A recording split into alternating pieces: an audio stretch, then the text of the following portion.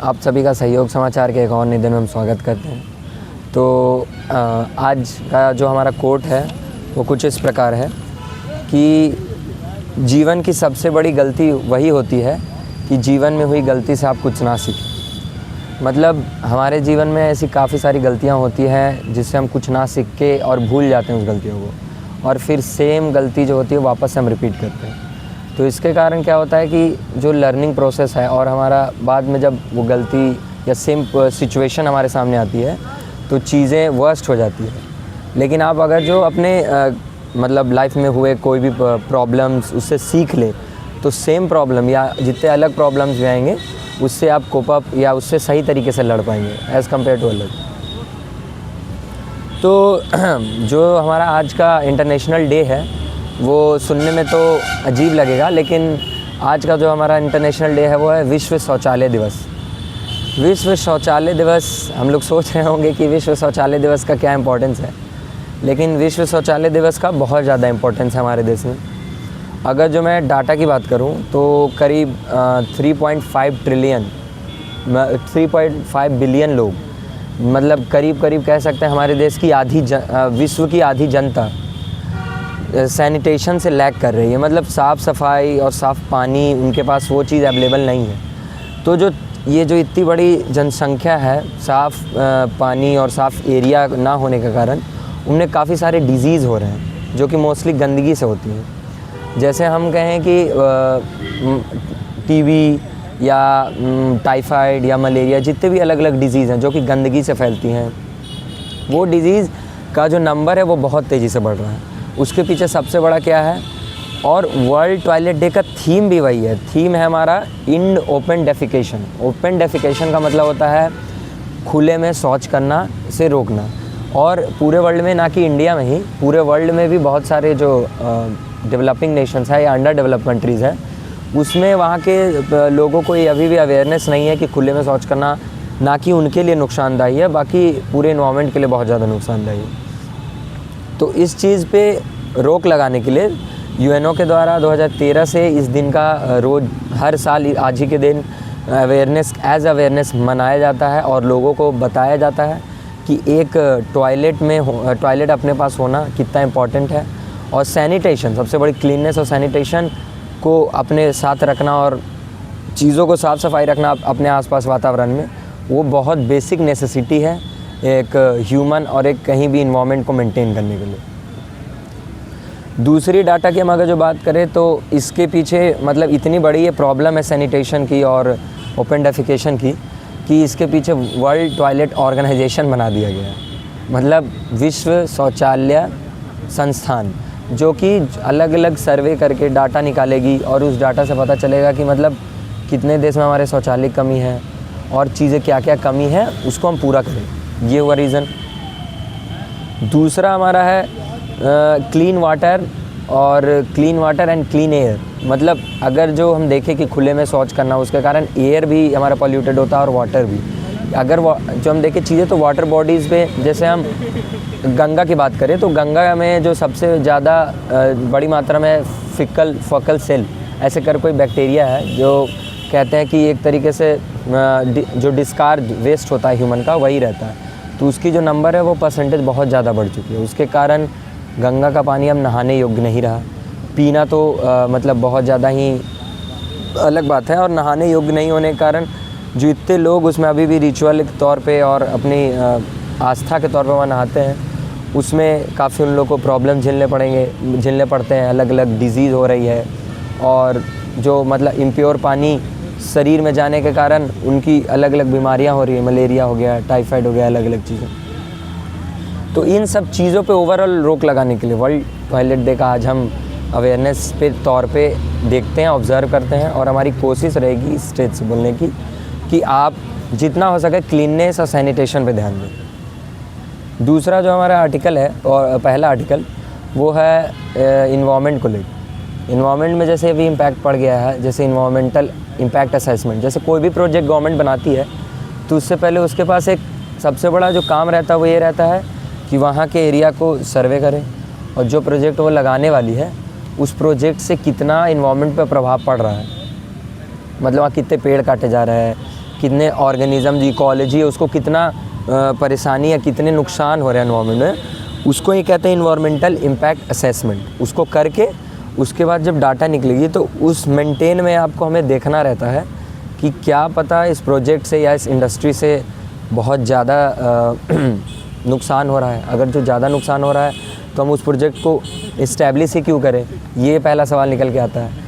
लेकिन गवर्नमेंट द्वारा क्या लूपहोल निकाला गया है इसमें कि गवर्नमेंट ने बिना इन्वायरमेंटल इम्पैक्ट असेसमेंट के ही प्रोजेक्ट लगवाना स्टार्ट कर दिए, और प्रोजेक्ट लगवाने के बाद उनका ऐसा कहना है कि हम इसके बाद सर्वे करेंगे और तब बताएंगे कि इन्वायरमेंट पे कितना इम्पैक्ट पड़ रहा है और उससे क्या क्या दिक्कतें हो रही हैं। तो ये सुप्रीम कोर्ट के द्वारा कुछ ही दिन पहले मई के महीने में ही सुप्रीम कोर्ट के द्वारा कहा गया कि इस तरीके की चीज़ें, क्योंकि आप जब प्रोजेक्ट एक बार इस्टेब्लिश कर लेंगे उसके बाद आप देखेंगे कि क्या प्रभाव क्या प्रॉब्लम्स आ रही है इन्वायरमेंट में, उससे क्या होगा पहले ही बन जाएगी तो इकॉनमी पूरा पैसा भी लग जाएगा और फिर इन्वायरमेंट बर्बाद हो जाएगा। तो ये पूरी तरीक़ा से आर्बिटरली है और ये रॉन्ग तरीका है, तो उस पर सुप्रीम कोर्ट ने बैन लगा दिया था।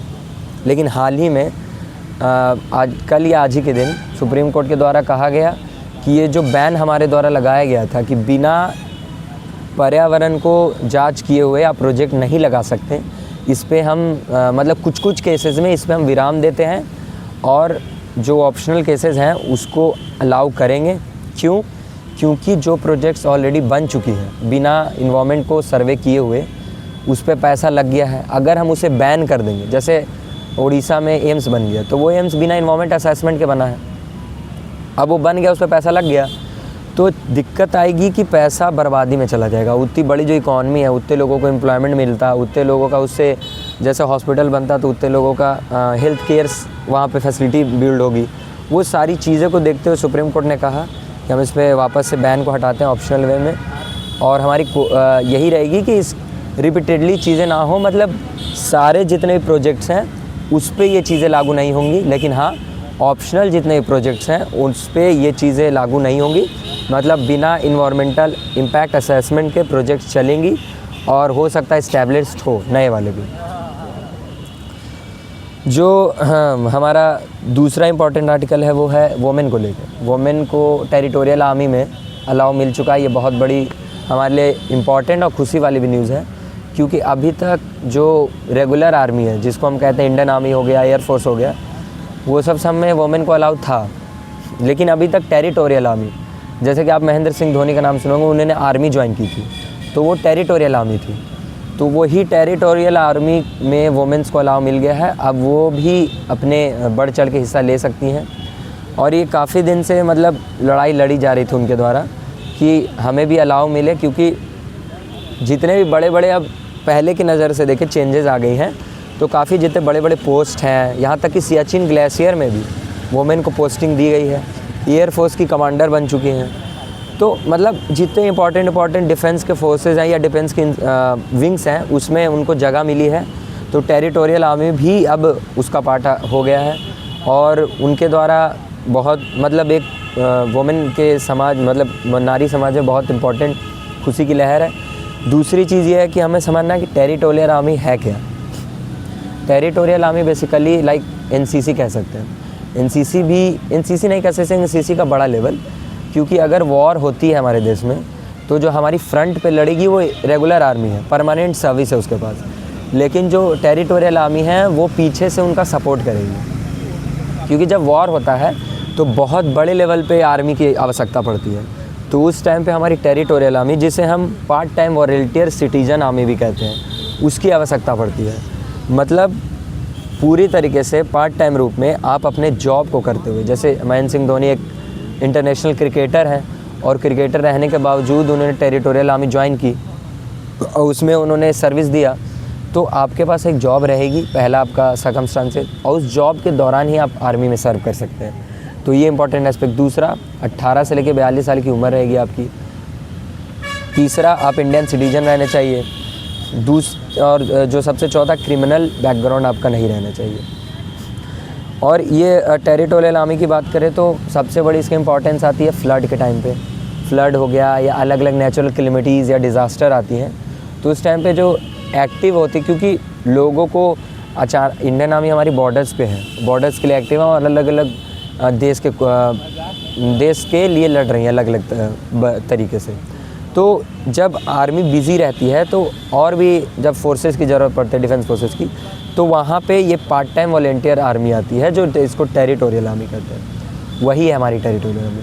उसमें वोमेन को जगह मिल गया, अब वो अपने जो भी सेक्टर टेरिटोरियल आर्मी में जाना चाहती हैं वो फॉर्म या किसी भी तरीके जो तरीका है रिक्रूटमेंट का उसके तरीके से वो जा सकती हैं और एडमिशन ले सकती हैं उसमें। तीसरा इम्पॉर्टेंट आर्टिकल है आसाम को लेके, पॉलीगैमी समझती होंगे आप शायद। पॉलीगैमी का मतलब होता है एक आदमी मोर देन 1 or 2 वाइफ रख सकता है बाय मैरिज, उसे पॉलीगैमी कहते हैं। तो इस पॉलीगैमी को आसाम कैबिनेट के बिल ने एंटी पॉलीगैमी बिल को पास कर दिया कैबिनेट से, और उसमें उन्होंने यही कहा है कि हमारे स्टेट में जितने भी लोग हैं वो किन्हीं को अलाउ नहीं रहेगा पॉलीगैमी करने का।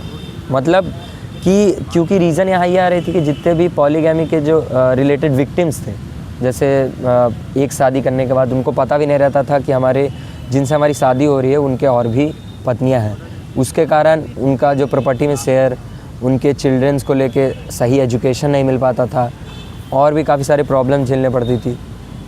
ये जो केसेस बढ़ रही थी उसको देखते हुए आसाम कैबिनेट ने ये बिल पास कर दिया है कैबिनेट से।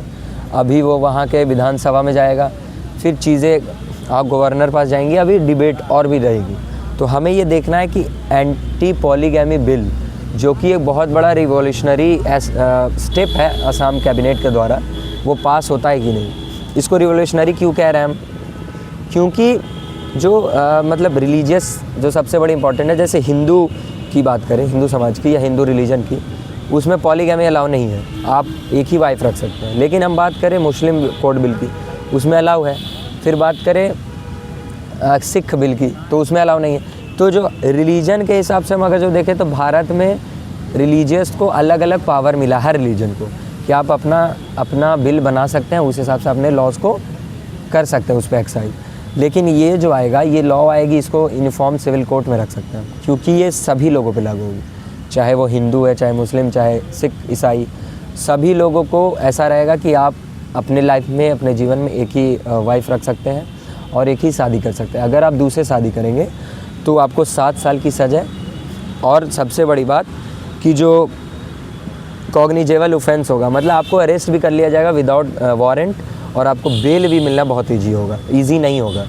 ये इस बिल में रखा गया है। मतलब इस बिल को जितना हो सके पावरफुल बनाने की कोशिश रही है आसाम कैबिनेट के द्वारा, क्योंकि ये जो चीज़ें हैं आसाम में बहुत तेज़ी से बढ़ रही थी। पॉलीगैमी विक्टिम्स जो वहाँ की वोमेन हैं, उनको पता भी नहीं है कि अब उनके पति के 2 वाइफ पहले से या 3 वाइफ पहले से हैं, और इसके कारण वो उनको तलाक भी दिया जा रहा है या सही से चीज़ें मैनेज नहीं हो पा रही है, फिर बाद में उनको जाके झेलना पड़ रहा है। तो इसको रोकने के लिए ये बिल लाया गया। लास्ट और सबसे इम्पॉर्टेंट आर्टिकल जो कि पॉजिटिव न्यूज़ में हम रख सकते हैं, वो है इंडिया में यूनिवर्सिटीज़ का QS रैंकिंग। इंडिया में पूरे वर्ल्ड लेवल पे टॉप 500 यूनिवर्सिटी में हमारे देश के 12 विश्वविद्यालय का नाम आया है। इन विश्वविद्यालय को टॉप रैंकिंग दी गई है। किस आधार पे टॉप रैंकिंग दी गई है? यूनिवर्सिटी की इन्वायरमेंट के आधार पे, यूनिवर्सिटी में स्टूडेंट्स के लिए फैसिलिटीज़ के आधार पे, और जो स्टैंडर्ड ऑफ एजुकेशन है उसके आधार पे। तो अभी में पूरे वर्ल्ड में US सबसे टॉप पे है। मतलब US में सबसे ज़्यादा QS रैंकिंग के हिसाब से विश्वविद्यालय हैं, और उस लेवल के विश्वविद्यालय हैं जो सबसे उस पर टॉप बना रही है।